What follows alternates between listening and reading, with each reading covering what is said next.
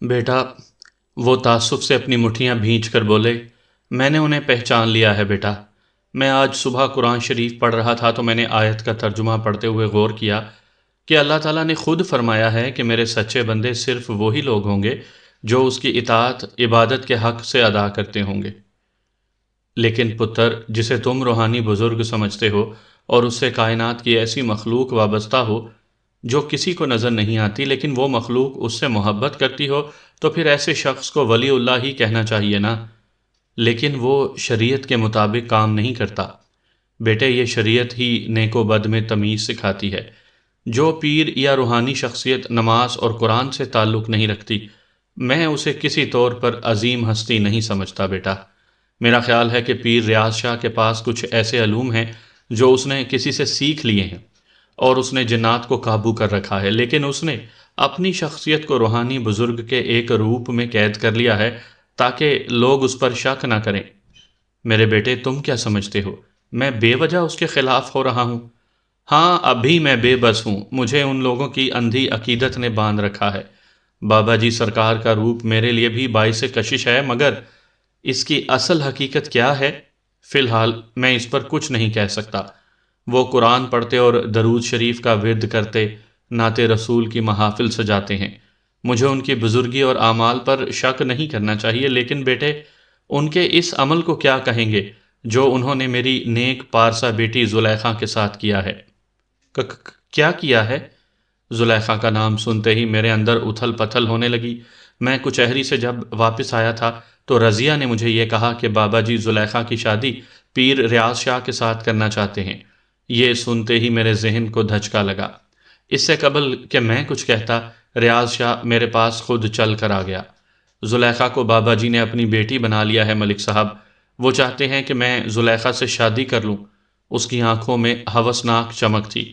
اس کی بات سن کر میری کن پٹیاں سلگنے لگیں۔ وسوسے، وہم، نفرتیں سب عیاں ہو گئیں اور عقیدتیں ننگی ہو کر ناچنے لگیں۔ تو یہی چاہتا تھا ریاض شاہ، اور اس کے لیے تم نے یہ کھیل کھیلا؟ میں نے کہا، لیکن میں اپنی معصوم اور بھولی سی بچی کی شادی تم سے نہیں کر سکتا۔ زلیخا تیار ہے ملک صاحب، رضیہ جلدی سے بولی۔ وہ کہتی ہے کہ بابا جی جیسے کہیں گے میں ویسے کروں گی۔ یہ کہہ کر چاچا جی خاموش ہو گئے۔ ایک کرب بے پناہ تھا جو ان کے چہرے پر عیاں تھا، اور ایک حشر برپا ہو رہا تھا میرے اندر۔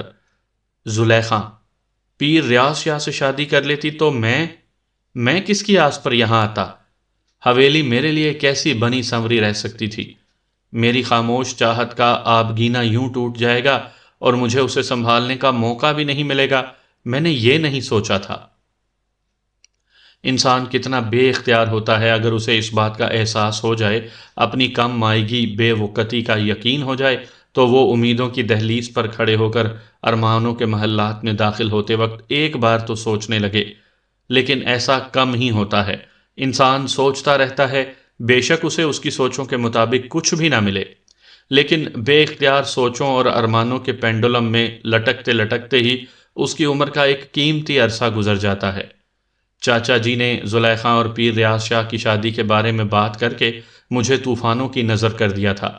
میں جو ابھی چاہتوں کا آشیانہ بنا رہا تھا، وہ تند و تیز اندھیروں اور جھکڑوں میں تہہ و بالا ہو رہا تھا۔ چاچا جی، میں حیران ہوں زلیخا کیسے مان گئی؟ میں نے افسردہ اور حیران نظروں سے ان کی طرف دیکھتے ہوئے پوچھا۔ میں بھی حیران تھا پتر جی کہ زلیخا نے اس پاجی سے شادی کا اقرار کیسے کر لیا۔ وہ حقے کو ہاتھ میں تھامتے ہوئے کچھ دیر کے لیے خلاؤں میں گھومنے لگے۔ میرا خیال ہے، بلکہ مجھے یقین ہے پتر، ریاض شاہ اور اس کے بابا جی نے زلیخا پر جادو کیا ہے۔ چاچا جی، میں ان پیروں فقیروں کو نہیں مانتا۔ پیر اور فقیر وہی ہے جو شریعت اور روحانیت کی اصل روح کے مطابق زندگی گزارے، باقی تو کاروباری لوگ ہیں۔ لیکن آج رات کو میں نے جو مناظر دیکھے ہیں، اس کے بعد میں یہ کہہ سکتا ہوں کہ پیر ریاض شاہ دوسرے بہت سے پیروں سے مختلف ہے۔ اس کے پاس جنات کی طاقت ہے۔ اگر میں نے اپنی آنکھوں سے نہ دیکھ لیا ہوتا تو شاید میں نصیر کی باتوں پر یقین نہ کرتا۔ اب آپ نے جس مسئلے کی طرف نشاندہی کی ہے، اس کا حل تلاش کرنا بہت مشکل ہوگا۔ میں نے کچھ سوچتے ہوئے مگر الجھے ہوئے انداز میں پوچھا، آپ اتنا سب کچھ جاننے کے باوجود ابھی بھی اس محفل سے اٹھ کر آئے ہیں؟ مجبوری سے پتر جی، مجبوری۔ حکا گڑگڑاتے ہوئے انہیں کھانسی کا دورہ پڑ گیا اور وہ کافی دیر تک کھانستے اور ہانپتے رہے۔ میں اٹھا اور ان کے لیے پانی کا گلاس لایا۔ یہ کھانسی کی شدت تھی یا سینے میں اٹکے طوفانوں کی شدت کہ ان کی آنکھیں پانی سے بھر گئیں۔ پانی پی چکنے کے بعد بولے، میں اگر بابا جی کی محفل میں نہیں بیٹھوں گا تو وہ جو چاہے کر سکتے ہیں، انہیں کم از کم اس وقت میرا خیال تو ہوتا ہے۔ اس سے کیا فرق پڑتا ہے چاچا جی؟ میں نے کہا، اگر اس کے ذہن پر شیطان سوار ہے تو وہ آپ کے جانے کے بعد بھی کچھ کر سکتا ہے، وہ آپ کو اپنی طاقتوں سے بے بس بھی تو کر سکتا ہے۔ ہاں کر سکتا ہے۔ چاچا جی شکستہ خاطر ہو گئے اور چارپائی کی ٹیک سے سر ٹکا کر زیر لب کچھ بولتے رہے۔ نامعلوم اس وقت وہ کیا کہنا چاہتے تھے، لیکن ان کے چہرے پر آزردگی اور بے بسی دیکھ کر احساس ہوتا تھا کہ ایک طاقتور انسان پر جب زوال آتا ہے تو بے کسی کا ہتھوڑا اس کے کلیجے کو کیسے پیستا ہے۔ اپنے علاقے کے طاقتور ترین زمیندار کو اس کے اپنے ہی گھر میں اس قدر مجبور اور مقہور دیکھ کر مجھے رحم آ رہا تھا، اور میں سوچ رہا تھا کہ میں ان کی مدد کیسے کر سکتا ہوں۔ سچ تو یہ ہے کہ مجھے خود بھی خوف محسوس ہو رہا تھا۔ کچھ دیر پہلے ہی تو میں نے بابا جی جیسی پراسرار مخلوق کے درشن کیے تھے۔ یہ کوئی گماں آمیز صورتحال نہیں تھی۔ میں نے جیتی جاگتی آنکھوں اور اپنی پوری حسیات کے ساتھ بابا جی کو دیکھ کر اور محسوس کیا تھا۔ پھر میں کیسے ان کے وجود کی حقیقت کو انکار کر سکتا تھا؟ چاچا جی خود بھی بابا جی کے وفود کی حقیقت سے آشنا تھے۔ اگر ان پر بیٹی کی عزت کا سوال نہ آتا تو یقیناً وہ اس کیفیت سے دو چار نہ ہوتے۔ وہ زلیخا کو پیر ریاض شاہ سے محفوظ رکھنا چاہتے تھے، لیکن زلیخا اور اس کی والدہ دونوں ہی اس شادی پر تیار تھے۔ آپ کو آرام کرنا چاہیے، میں نے چاچا جی سے کہا۔ مجھے یقین ہے اللہ تعالیٰ آپ کو کسی بڑی مشکل میں نہیں ڈالے گا۔ پتر جی، وہ دکھ سے بوجھل آنکھوں کے ساتھ مجھے دیکھتے ہوئے پوچھنے لگے، کیا تم میری مدد کر سکتے ہو؟ جی چاچا جی، کہیے، میری جان بھی حاضر ہے، میں نے کہا۔ آپ جیسے شفیق انسان کے لیے اپنی جان قربان کرتے ہوئے مجھے دکھ نہیں ہوگا۔ تم زلیخا کو سمجھاؤ۔ میں اسے سمجھا چکا ہوں، وہ آہستگی سے بولے۔ مجھے یقین ہے وہ تمہاری لاج رکھ لے گی۔ میری لاج؟ میں نے سوچا، جو بیٹی اپنی باپ کی لاج نہ رکھ سکی، وہ میری لاج کیسے رکھ سکتی تھی؟ میرا اس کے ساتھ رشتہ ہی کیا تھا؟ کس بھروسے پر اس کو سمجھاتا؟ اگر میں اسے سمجھانے کی کوشش کرتا تو ممکن ہے وہ مجھے برا بھلا کہتی۔ میری اس کے سامنے حیثیت ہی کیا تھی؟ لازمی تو نہیں تھا وہ اپنے اور میرے خاموش رشتے کو تسلیم بھی کرتی ہو۔ میں کسی بھی خوش فہمی میں مبتلا نہیں رہنا چاہتا تھا، لیکن کوئی دوسرا راستہ بھی تو نہیں تھا۔ میرے پاس کوئی ایسی طاقت بھی نہیں تھی کہ پیر ریاض شاہ کو اس کے زور پر روک دیتا یا بابا جی کو قائل کر سکتا، لیکن ایک اضطراب ہی جان اور برہمگی تھی جو میرے اندر لاوے کی صورت ابلنے لگی تھی۔ میں نے چاچا جی کو تسلی دی اور انہیں کہا کہ وہ آرام سکون سے سو جائیں، میں کوئی راستہ تلاش کرتا ہوں۔ ایک بھٹکے ہوئے انسان کو جب اپنا ہی راستہ معلوم نہ ہو تو وہ دوسروں کے لیے راستے کیسے تلاش کر سکتا ہے؟ لیکن دوسروں کے زخموں کے اندر مال کے لیے تسلیاں تو دینی ہی پڑتی ہیں۔ میں چاچا جی کے کمرے سے نکلنے ہی لگا تھا کہ نصیر ادھر آ گیا۔ تم ادھر کیا کر رہے ہو؟ ادھر آ جاؤ، بابا جی سرکار بلا رہے ہیں۔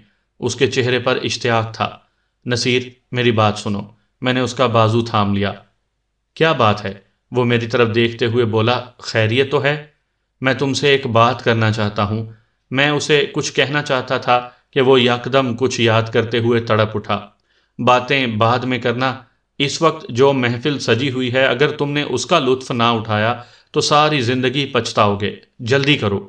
میں تو ابا جی کو بھی بلانے آیا تھا، لیکن میرا خیال ہے وہ سو گئے ہیں۔ بس تم جلدی چلو۔ آج تو بابا جی سرکار نے کمال ہی کر دیا ہے۔ کیا کمال کر دیا؟ میں نے پوچھا۔ وہ زلیخا کے لیے اپنے دیس سے بری لے کر آئے ہیں۔ اس کی بات سن کر میں جامد ہو گیا۔ کیا؟ بری؟ کس لیے؟ کیوں؟ میں نے نصیر کی طرف دیکھا تو اس کے چہرے پر خوشیاں رقصاں تھیں۔ اس بے وقوف کو شاید یہ معلوم ہی نہیں تھا کہ یہ بری کتنی بری ثابت ہوگی۔ نصیر، تم ہوش میں تو ہو؟ میں نے اسے مخاطب کیا۔ کیا تم جانتے ہو کہ حویلی میں کیا ہونے جا رہا ہے؟ چاچا جی بہت پریشان ہیں۔ وہ نہیں چاہتے کہ پیر ریاض شاہ اور زلیخا کی شادی ہو۔ ان کا تو دماغ چل گیا ہے۔ نصیر کے چہرے پر اپنے والد کا ذکر سن کر عجیب سی نفرت ابھر آئی۔ وہ بے وجہ بابا جی پر شک کرتے ہیں، جب باقی گھر والے راضی ہیں تو ابا جی کو ضد نہیں کرنی چاہیے۔ لیکن نصیر، یہ بات مناسب نہیں ہے، تم سمجھنے کی کوشش تو کرو۔ میں نے اسے سمجھانا چاہا تو وہ میری آنکھوں میں آنکھیں ڈال کر بولا، شاہد، تم اس مسئلے میں نہ ہی آؤ تو اچھا ہے۔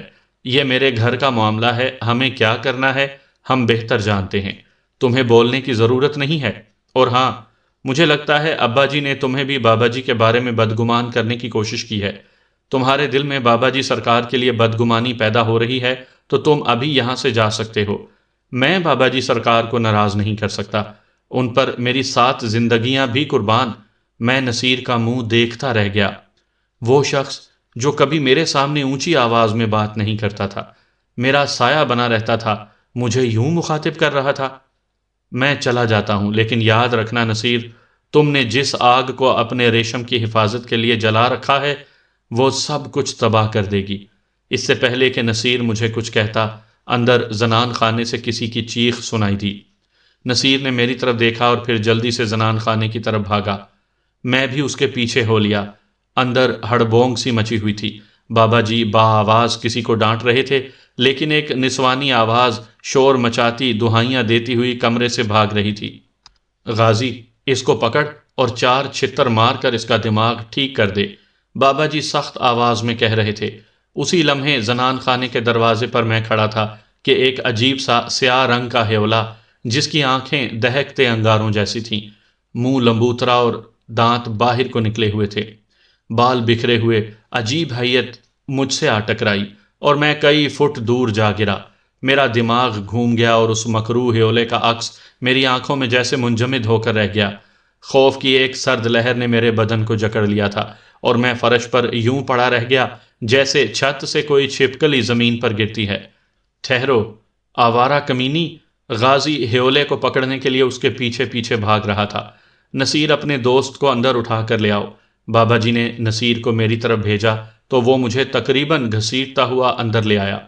دروازہ بند کر دو، بابا جی بولے۔ اس حرام خور کو آج ہی آنا تھا، دیکھا رضیہ؟ میں نے کہا تھا تجھے کہ تیرے گھر میں چڑیلوں کی پکھی ہے۔ یہ وہی ہیں جنہوں نے تیری حویلی اور تیری بیٹی پر اپنی نحوست پھیلا رکھی ہے۔ میں نہیں چاہتا تھا کہ یہ یہاں ظاہر ہوں۔ میں انہیں مار ڈالتا، مگر یہ غازی کوئی نہ کوئی ایسی حرکت کر ہی دیتا ہے کہ تمہیں پریشانی اٹھانی پڑتی ہے۔ ریاض شاہ، تم شاہد کو ہوش میں لاؤ۔ میرے اعصاب پتھرائے ہوئے تھے، لیکن مجھے بابا جی کی باتیں سنائی دے رہی تھیں۔ ریاض شاہ میرے قریب آیا اور اس نے کچھ پڑھنے کے بعد میرے سر پر دم کیا اور مجھے پانی پلا کر میرے حواس بحال کرنے لگا۔ تھوڑی دیر بعد مجھے مکمل ہوش آ گیا۔ یہ سب کیا تھا؟ میرے منہ سے بے اختیار نکلا۔ بابا جی بولے، بیٹا، یہ ہماری دنیا کی ایک بدکار اور گندی مخلوق ہے، تم انہیں چڑیلیں کہہ سکتے ہو۔ یہ کافر جنات میں سے ہیں، ان کا پورا قبیلہ اس حویلی کے پچھواڑے میں رہتا ہے۔ یہ وہی چڑیل ہے جس نے ہماری بیٹی زلیخا پر سایہ کیا ہوا ہے، بلکہ اس نے نصیر کے والد پر بھی اثر کیا ہوا ہے۔ یہ ان کے دلوں پر بیٹھی ہے اور انہیں بدگمان کرتی رہتی ہے۔ بابا جی مجھے بتا رہے تھے، آج جب ہم اپنی بیٹی زلیخا کو بری دکھا رہے تھے تو اس نے دیکھ لیا اور ہماری محفل کا ناس مارنے کے لیے یہاں آ گئی۔ حالانکہ میں نے غازی سے کہا تھا کہ وہ محفل کی حفاظت کرے، لیکن اس حرام خور کو باتوں کا اتنا چسکا لگ چکا ہے کہ اپنے کام پر دھیان ہی نہیں دیتا۔ اس کی ذرا سی چوک سے یہ چڑیل اندر آ گئی اور بری کو الٹ پلٹ دیا۔ بابا جی کی باتوں کے دوران ہی غازی واپس آ گیا۔ اس کی سانس پھولی ہوئی تھی، اس کے ساتھ ہی کسی کی گھٹی گھٹی چیخیں بھی سنائی دینے لگیں۔ تو اسے پھر یہاں لے آیا غازی؟ بابا جی غصے سے چلائے۔ سرکار، میں نے مار مار کر اس کا دماغ ٹھیک کر دیا ہے، غازی بولا۔ اب کیا حکم ہے، اسے جلا دوں؟ جاؤ اور اسے باہر لے جا کر جلا ڈالو، بابا جی گرجدار آواز میں بولے۔ نہ سرکار، مجھے معاف کر دیں، اس غازی نے مجھے بہت مارا ہے۔ چڑیل چیختی ہوئی التجائیں کرنے لگی تو کمرے میں عجیب سی بو پھیلنے لگی۔ غازی، اسے باہر لے جاؤ، یہ گند پھیلا رہی ہے، بابا جی گرجے۔ اس کی ناپاکی سے سارا کمرہ گندا ہو گیا ہے۔ سرکار، چڑیل چیخی، مجھے معاف کر دیں۔ تمہیں کوئی معافی نہیں ملے گی، تم نے ہماری محفل کو غارت کر دیا ہے، بابا جی بولے۔ اگر آپ نے مجھے معاف نہ کیا تو میری ساری پکی حویلی میں جنگ شروع کر دے گی۔ وہ اپنی جان بچانے کے لیے دھمکیاں دینے لگی۔ میں زلیخا کو بھی زندہ نہیں چھوڑوں گی بابا جی، آپ مجھے چھوڑ دیں ورنہ بہت پچھتائیں گے، بکواس کرتی ہے۔ اس کے ساتھ ہی زناٹے دار تھپڑ کی باز گشت سنائی دی۔ مجھے بلیک میل کرتی ہے، دھمکاتی ہے مجھے، بابا جی پر جلال لہجے میں بولے۔ غازی مار ڈال اسے۔ اتنا سننا تھا کہ غازی نے نہ جانے کیا کیا ہوگا کہ اس جگہ جہاں وہ کھڑے تھے ایک نارنجی رنگ کا شعلہ سا ابھرا اور پھر ایک نہایت کری دلدوز چیخ سنائی دی۔ ایسے لگا جیسے کوئی شے گہرے ترین کنویں میں گرتی چلی جا رہی ہے۔ اس کے ساتھ ہی کمرے میں بدبو کا احساس ہوا جسے برداشت کرنا دوبھر ہو رہا تھا، لیکن دوسرے ہی لمحے پورا کمرہ کافور کی مہک سے بھر گیا اور چند ہی منٹ مزید گزرے ہوں گے کہ کمرے کا ماحول نہایت پرسکون ہو گیا۔ میرے حواس پر یہ منظر نقش ہو کر رہ گیا۔ میرا ذہن جو بابا جی پر اسرار ہستی سے متنفر ہو رہا تھا، ایک بار پھر ان کی طاقتور ہستی کے سامنے کمزور ہو گیا۔ بابا جی اور پیر ریاض شاہ کسی انجانی زبان میں گفتگو کرنے لگ گئے تھے۔ جب خاصی دیر گزر گئی تو بابا جی نے سب لوگوں کو مخاطب کیا اور کہا، میں تم لوگوں کو ایک خوشخبری سنانا چاہتا ہوں۔ ہم سب ہماتن گوش ہو گئے۔ میں نے جیسے کہ کہا ہے کہ زلیخا میری بیٹی ہے اور اس کی شادی پیر ریاض شاہ سے ہو کر رہے گی۔ اب میں نے فیصلہ کیا ہے کہ یہ شادی اگلی جمعرات کو ہوگی۔ نکاح مغرب کے وقت ہوگا، اور ہاں رضیہ بیٹی، مہمانوں کو بلانے کی ضرورت نہیں ہے۔ اس شادی میں شرکت کے لیے ہمارے مہمان آنے والے ہیں۔ بابا جی کی بات سن کر میرے اندر بے قراری اور وحشت ابھرنے لگی، اور پھر اس لمحے بابا جی نے مجھے مخاطب کیا، شاہد پتر، اچھا ہوا تم بھی یہاں ہو۔ میرے بچے، تمہیں اپنے بھائی ریاض شاہ کی طرف سے گواہ نامزد کرنا ہے، اس لیے تم اتنے دن ادھر ہی رہو اور یہاں رہ کر اپنے امتحانات کی تیاری کرو۔ میں خاموش رہا۔ کیا کہتا کہ آپ مجھے کس امتحان سے نکال کر کس امتحان میں مبتلا کر رہے ہیں؟ تھوڑی ہی دیر بعد زنان خانے میں روشنی ہو گئی۔ دیکھا تو بابا جی بڑے بستر پر گاؤ تکیے کے سہارے لیٹے ہوئے تھے۔ ان کا بدن سفید چادر سے ڈھکا ہوا تھا، مگر چہرہ تھوڑا سا عیاں تھا۔ پورا زنان خانہ شادی بیاہ کے کپڑوں سے بھرا ہوا تھا۔ ایک طرف سونے کے زیورات پڑے تھے اور دوسری طرف خوش پاش لباس۔ میں انہیں حسرت سے دیکھنے لگا۔ زلیخا یہ سب پہنے گی؟ کس کے لیے؟ پیر ریاض شاہ کے لیے؟ اس پر کتنا جوبن ہوگا جب وہ دلہن بنے گی۔ رضیہ، یہ سامان صندوق میں ڈال کر سنبھال دے، بابا جی بولے۔ ریاض شاہ ان پر دم کر دے، گندی چڑیل نے اس پر چھینٹے پھینک دیے ہوں گے۔ بابا نے اس خیال کے ساتھ ہی نصیر کو مخاطب کیا اور کہا، نصیر، بزرگوں کی عزت ہر حال میں کرنا سیکھو۔ تم اپنے والد کے بارے میں گستاخی کر رہے تھے۔ بیٹے، کسی دوسرے کی عزت کو بڑھانے کے لیے اپنے بزرگوں کی عزت کو کم نہیں کیا جاتا۔ یہ بے ادبی اور گستاخی ہے۔ تمہارے والد کو ان کی سوچ سے ہٹایا نہیں جا سکتا۔ وہ نہیں جانتے کہ ہم کون ہیں اور ریاض شاہ کون ہیں۔ یہ تو ان کے نصیب اچھے ہیں کہ ہم نے زلیخا کو اپنی بیٹی اور اپنے لاڈلے بیٹے کے لیے منتخب کیا ہے۔ میں معافی چاہتا ہوں بابا جی، نصیر شرمندہ ہو گیا۔ رات خاصی گزر رہی تھی اور ایک بار محفل پہلے بھی برخاست ہو گئی تھی، لیکن یہ محفل زلیخا کی شادی کے سامان کو دکھانے کے لیے سجائی گئی تھی۔ اس میں زلیخا شامل نہیں تھی، غالباً وہ اپنے کمرے میں تھی۔ میں زلیخا سے ملنا چاہتا تھا اور ایک بار اس سے اس شادی کے بارے میں دریافت کرنا چاہتا تھا، لیکن اب اس بات کا سمے نہیں تھا۔ مجھے صبح کا انتظار کرنا تھا۔ نصیر اور میں دونوں جب سونے کے لیے کمرے میں آئے تو اس نے آتے ہی اشتیاق کے مارے پوچھا، شاہد سناؤ، تمہیں میرے بابا جی کیسے لگے؟ میں خاموش نظروں سے اسے دیکھتا رہ گیا۔ وہ تو عقل سے پیدل ہو گیا تھا، اسے کیا کہتا؟ اس کی آنکھوں پر بابا جی کی طاقت کا پردہ پڑ گیا تھا۔ تم بتاتے کیوں نہیں؟ اس نے دوبارہ کہا تو میں نے کہا، باقی سب تو ٹھیک ہے، لیکن زلیخا کی ریاض شاہ کے ساتھ شادی، یہ اچھی بات نہیں ہے۔ یار، اس سے کیا فرق پڑتا ہے؟ وہ بے حسی سے بولا۔ زلیخا کی شادی تو ایک دن کرنی ہی تھی، تمہیں پتا ہے، ویسے بھی وہ بڑی خاموش رہتی ہے، اس پر سایہ ہے۔ یہ تم نے دیکھ ہی لیا ہے، اس کا علاج بھی یہی ہے۔ بابا جی کہتے ہیں اگر کسی دوسرے شخص کے ساتھ اس کی شادی کر دی گئی تو وہ شخص زندہ نہیں رہ سکے گا۔ کیوں؟ ایسی کیا بات ہے؟ میں نے چونکتے ہوئے سوال کیا۔ میں نے بھی یہی سوال کیا تھا، نصیر بولا۔ بابا جی نے کہا تھا کہ جن لڑکیوں پر جنات اور چڑیلوں کی حکمرانی ہو جائے، وہ ان کے زیر اثر رہتی ہوں تو ان کی شادیاں کامیاب نہیں ہو سکتی۔ ہاں، کوئی روحانی طور پر طاقتور شخص ہی ایسی عورتوں کو سحری اثرات سے نکال کر انہیں ایک صحت یاب زندگی دے سکتا ہے۔ بابا جی کہتے ہیں کہ زلیخا جب سے پیدا ہوئی ہے اس پر حویلی میں رہنے والی چڑیلوں نے اپنا سایہ ڈال رکھا ہے۔ اس وجہ سے ان کے خون میں ایسے جراثیم داخل ہو چکے ہیں جو کسی دوسرے وجود کو تخلیق نہیں ہونے دیں گے۔ اور بھی بہت سی باتیں بابا جی نے بتائی تھیں، مجھے تو ان کی سمجھ نہیں آ سکی، میں بھونچکا رہ گیا۔ بابا جی کو یقین ہے کہ زلیخا پیر ریاض شاہ کے ساتھ بہت خوش بھی رہے گی اور محفوظ بھی۔ تم نے دیکھ لیا اس چڑیل نے کتنی ہڑبونگ مچائی تھی۔ بابا جی نے ہمیں پہلے ہی کہہ دیا تھا کہ حویلی میں جنات کی پکھی موجود ہے جو اس شادی کو کامیاب نہیں ہونے دے گی اور فتنے جگائے گی۔ ان کی یہ بات سچ ثابت ہو ہی گئی۔ نصیر کی یہ باتیں مجھے خرافات اور اوہام پرستی لگنی چاہیے تھی، لیکن میں انہیں فی الفور جھٹلا نہیں سکتا تھا۔ میرے پاس کوئی ایسا پیمانہ نہیں تھا کہ میں بابا جی اور پیر ریاض شاہ کی ہر بات کو پرکھ سکتا اور پھر ان سے بحث و مباحثہ کرتا۔ میں بھی خود کو حالات کے دھارے پر چھوڑنے پر مجبور ہو رہا تھا۔ رات میں نے آیت الکرسی پڑھتے پڑھتے گزار دی۔ میرے بچپن کے اساتذہ جن سے میں نے قرآن شریف پڑھا تھا وہ کہا کرتے تھے کہ آیت الکرسی پڑھنے سے انسان شیطانی وسوسوں اور اس کی دسترس سے محفوظ ہو جاتا ہے، لہٰذا میں نے کم و بیش 30-40 بار آیت الکرسی پڑھی اور سونے کی کوشش کرتا رہا۔ فجر کے وقت مجھے نیند نے آ لیا، لیکن نیند کچھ ہی دیر کے بعد کھل گئی۔ ایسا لگا جیسے میں ابھی اونگ لے ہی رہا تھا کہ کسی نے مجھے جگا دیا۔ میں نے غور کیا تو واقعی میں اونگ رہا تھا۔ اس وقت کمرے میں حویلی کا ملازم نورا داخل ہوا تھا اور نصیر کو اٹھا رہا تھا۔ نصیر نے کیا اٹھنا تھا، میری آنکھ کھل گئی۔ کیا بات ہے نورے؟ میں نے آنکھیں صاف کرتے ہوئے سوال کیا۔ وہ جی، بڑے ملک صاحب بلا رہے ہیں اسے۔ وہ تھوڑا سا گھبرایا ہوا تھا۔ خیر تو ہے؟ میں نے سوال کیا۔ خیر نہیں لگتی، باہر پولیس آئی ہوئی ہے، پورا تھانہ ہی آ گیا ہے سرکار۔ اس میں کیا پریشانی ہے؟ میں نے کہا۔ پولیس تو حویلی میں آتی ہی رہتی ہے جناب، بات ہی کچھ ایسی ہے، ملک صاحب بڑے پریشان ہیں۔ پولیس نے کہا ہے کہ ساتھ والے گاؤں کے چودھری سردار حسین کی بیٹی کا سارا جہیز اور بری چوری ہو گئی ہے۔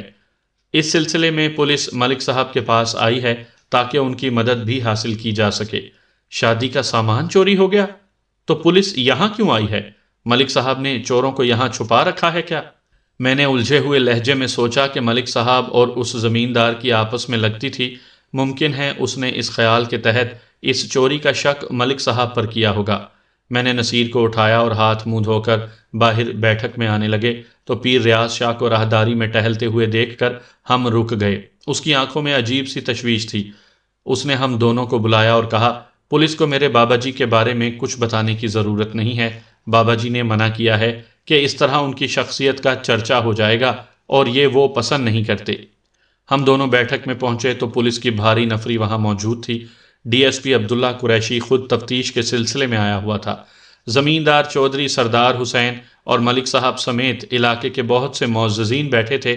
ملک صاحب خاصے پریشان دکھائی دے رہے تھے۔ ڈی ایس پی مجھے جانتا تھا۔ اس نے دیکھتے ہی کہا، لو جی، صحافی بھی پہنچ گئے۔ یہ اپنا بچہ ہے، ملک صاحب کہنے لگے، ادھر کل رات سے آیا ہوا ہے۔ انہوں نے تعارف کرایا تو میں نے اس چوری کے بارے میں ڈی ایس پی سے پوچھا۔ اس کی بات سن کر میرا ماتھا ٹھنک گیا۔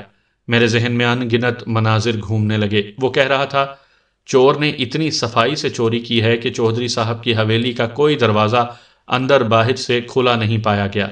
بری کے کپڑے اور زیورات ہی چرائے گئے ہیں۔ چور کوئی بہت ہی ہوشیار ہے، اس نے ایک نشان بھی نہیں چھوڑا۔ اگر اس واقعے پر غور کروں تو لگتا ہے یہ چوری ہوئی ہی نہیں ہے۔ کھوجیوں کے مطابق اس کمرے میں کسی انجانے بندوں کے قدموں کے نشانات بھی نہیں پائے گئے۔ گھر والوں سے بھی تفتیش کر لی ہے، مجھے تو لگتا ہے یہ واردات کسی جن نے کی ہوگی۔ ڈی ایس پی کا یہ کہنا تھا کہ میرے اعصاب چٹکنے لگے اور میں نصیر کی طرف دیکھنے لگا۔ نصیر کے ذہن میں شاید وہ بات نہیں آئی تھی جو میں نے محسوس کی تھی۔ وہ ڈی ایس پی کی باتوں میں منہمک تھا اور میرا ذہن رات والے واقعات کے گرد گھومنے لگا۔ زلیخا کی بری، خوش پوشی، قیمتی سہاگنوں والا لباس اور زیورات سے بھرے ڈبے میری آنکھوں میں ناچنے لگے۔ ملک صاحب نے ڈی ایس پی کو ساری حویلی کا معائنہ کروا دیا، مگر انہیں کچھ نہیں ملا۔ وہ مہمان خانے میں، حویلی کے پچھواڑے میں، باغیچے میں، اوپر بالکنیوں اور اندر پرانے تہہ خانے میں بھی لے گئے۔ میں ان کی کیفیت کا اندازہ لگا سکتا تھا۔ ان کے چہرے پر تشویش ابھر رہی تھی۔ وہ میری طرف امید بھری نظروں سے دیکھنے لگے، مگر خاموش، اور میں بے تاثر رہا۔ آدھ گھنٹے بعد پولیس واپس بیٹھک میں آ گئی، لیکن چاچا جی کے چہرے پر جو کدورت ابھری تھی وہ ابھی تک غائب نہیں ہوئی تھی۔ چودھری صاحب، کچھ نہیں ملا۔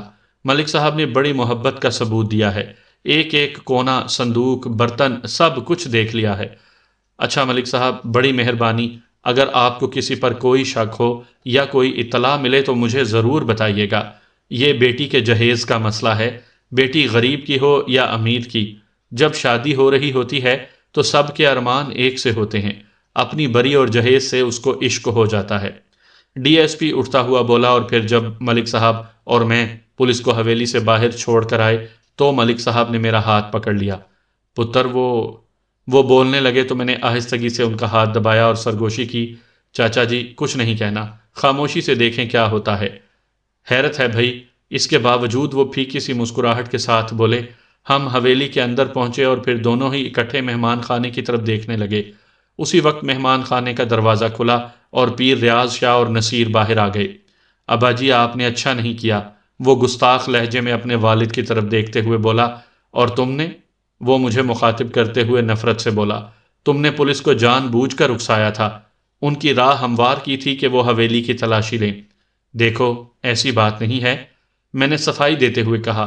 میں نے تو ان کی کمینگی کو پکڑ لیا تھا کہ دراصل ان کی اپنی نیت کیا تھی۔ ان کی نیت جیسی بھی تھی، لیکن تمہاری نیت صاف ظاہر ہو گئی ہے۔ نصیر غصے میں بول رہا تھا۔ تم اپنا بوریا بستر اٹھاؤ اور یہاں سے چلے جاؤ۔ نصیرے، ملک صاحب غصے سے کھول اٹھے، تمہاری جرت کیسے ہوئی؟ شاہد حویلی سے نہیں جائے گا، اس کے بجائے تمہیں حویلی سے نکال دوں گا۔ خبردار، جو اب ایک بات بھی کی۔ ابا جی، آپ نہیں سمجھتے، اس نے وہ پیر ریاض شاہ کی طرف دیکھ کر بولنے لگا۔ اس نے اس لیے پولیس کو حویلی کی تلاشی پر اکسایا تاکہ پیر صاحب اور پولیس کا ٹکراؤ ہو جائے۔ اوئے، تیرے پیر صاحب چور ہیں کیا؟ ملک صاحب تیوری چڑھاتے ہوئے کہنے لگے۔ ہو جاتا ٹاکرا، پھر کیا ہوتا؟ بابا جی پولیس کو اٹھا کر باہر پھینک دیتے۔ پاگل دے پتر، پولیس کو کیا غرض ہے کہ ہمارے گھر میں کون رہتا ہے اور کب سے رہ رہا ہے؟ اور پھر تمہارے پیر صاحب کو کس بات کا خوف ہے؟ کیوں جی؟ وہ پیر ریاض شاہ کی طرف دیکھنے لگے۔ کیوں شاہ صاحب، کوئی پریشانی تھی اس میں؟ نہیں، بس یہ ویسے ہی باولا ہو رہا ہے۔ پیر ریاض شاہ نے نصیر کے کاندھے پر ہاتھ رکھا۔ تم بے وجہ شک نہ کیا کرو، بابا جی نے تمہیں منع بھی کیا تھا کہ اپنے والد کے ساتھ گستاخی نہ کیا کرو، لیکن تم پھر بھی باز نہیں آتے۔ تھوڑی دیر بعد چاچا جی ڈیرے پر جانے کے لیے حویلی سے چلے گئے۔ میرا ذہن بہت سے سوالوں کے گرد گھوم رہا تھا۔ نصیر نے کچھ غلط بھی نہیں کہا تھا۔ میں نے اس غرض سے کہ سانپ بھی مر جائے اور لاٹھی بھی نہ ٹوٹے کے مصداق پولیس اور پیر صاحب کا آمنا سامنا کروا دینا تھا، اور اس کے بعد جب موقع ملتا پولیس کو کچھ باتیں بتائی جا سکتی تھیں کہ پیر صاحب کے ساتھ کچھ چور جنات بھی ہیں۔ لیکن نصیر نے میری چوری پکڑ لی تھی اور مجھے سب کے سامنے بے نقاب کر دیا تھا۔ مجھے اب شرم بھی آ رہی تھی کہ شاہ صاحب میرے بارے میں کیا سوچ رہے ہوں گے۔ میں ان کا سامنا کیسے کروں گا؟ کیا مجھے اب حویلی سے چلے جانا چاہیے؟ شرمندگی اور خفت کا احساس اتنا بڑھا کہ میں نے اپنا سامان اٹھایا اور حویلی سے جانے لگا، لیکن نصیر کی والدہ نے مجھے واپس نہیں جانے دیا۔ پتر، جمعرات کو زلیخا کی شادی ہے، تم یہیں رہو گے۔ نصیرہ تو پاگل ہے، میں اس کے کان سیدھے کر دوں گی، وہ بڑے لاڈ سے کہہ رہی تھی۔ بابا جی بھی تم سے محبت کرنے لگے ہیں، ابھی کل مجھے کہہ رہے تھے کہ شاہد بہت تابع دار اور مخلص لڑکا ہے۔ میں نے کہا کہ یہ تو میرے لیے نصیر جیسا ہے۔ چاچی جی کے لہجے میں ماؤں جیسی شفقت تھی۔ انہوں نے نصیر کو بلایا اور اسے میرے سامنے ڈانٹ دیا۔ اس نے مجھ سے معافی مانگ لی اور جھپھی ڈال کر کہنے لگا، اگر تو میری باتوں پر اسی طرح روٹھنے لگا تو پھر ہماری دوستی جلد ختم ہو جائے گی۔ یار، کبھی کبھی میرا غصہ برداشت کر لیا کرو۔ میں ان جیسے پرخلوص لوگوں کی باتوں میں جلد بہل گیا۔ صبح کی افراتفری کی وجہ سے اس روز حویلی کی صبح خاصی کم دور رہی تھی۔ زلیخا چاچی جی کے ساتھ ہمیں ناشتہ کرایا کرتی تھی، لیکن اس روز وہ سامنے نہیں آئی۔ زلیخا کہاں ہے؟ رضیہ، ملک صاحب نے ڈیرے سے واپس آ کر جب ناشتے پر اسے نہ پایا تو بولے بغیر نہ رہ سکے۔ وہ پیر ریاض شاہ کی طرف دیکھ کر بولی، اندر ہے، آرام کر رہی ہے۔ طبیعت تو ٹھیک ہے اس کی؟ چاچا جی بولے۔ ٹھیک ہے۔ وہ معنی خیز انداز میں شاہ صاحب کی طرف دیکھنے لگیں، پھر خود ہی مسکرا دیں۔ شرما رہی ہے شاہ صاحب جو یہاں بیٹھے ہیں۔ یہ سن کر ملک صاحب اور خود میری طبیعت یکدم مکدر ہو گئی۔ غصہ، نفرت اور لاچارگی ہمارے ذہنوں اور قلبوں سے نکل کر پورے بدن میں چیونٹیوں کی طرح رینگنے اور گدگدی کرنے لگی۔ ہم دونوں ایک دوسرے کا چہرہ تکنے لگے۔ اچھا میں چلتا ہوں، اب مجھے آرام کرنا ہے۔ شاہ صاحب نے غالباً ماحول میں پیدا ہونے والے تناؤ کو محسوس کر لیا تھا۔ ان کے جاتے ہی چاچا جی برس پڑے۔ رضیہ، تم مجھے برباد کر دو گی۔ اللہ نہ کرے ملک صاحب۔ وہ گرم دودھ کا پیالہ ان کے سامنے سرکاتے ہوئے بولی، بابا جی سرکار نے کہا ہے کہ زلیخا بہت خوش رہے گی۔ کیسے خوش رہے گی؟ اس کا آگے ہے نہ پیچھے۔ یہ کون ہے اور کہاں سے آیا ہے؟ اور تم بیٹی اس کے سپرد کر رہی ہو؟ بڑا ظلم کر رہی ہے تو، لیکن میں تمہیں صاف صاف کہہ دیتا ہوں، میں یہ ہونے نہیں دوں گا۔ ملک صاحب دودھ کا پیالہ پیے بغیر اٹھ کر چلے گئے۔